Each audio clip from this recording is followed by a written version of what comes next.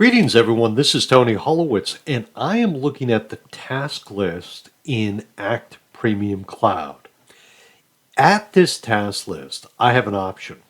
I can take whatever I see here on my screen, all the associated columns, I can take all this information and export it out to Excel. How would I do that?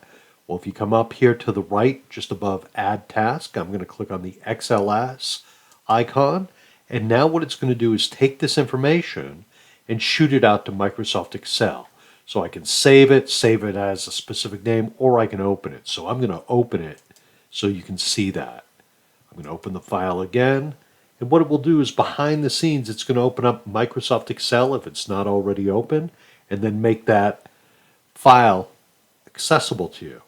So hang on one second, I'll get it and I'll show it to you. Bear with me a moment. So here is the file as it appears in Microsoft Excel. Now again, you can take these columns, you can make them wider in Excel, and see all the information you want that was in your task list. So for any reason you find that's important to you, you can export all the information out to Microsoft Excel. And maybe that's good if you have someone else doing the work for you. Okay, my friends, have a good one. Be well. Bye now.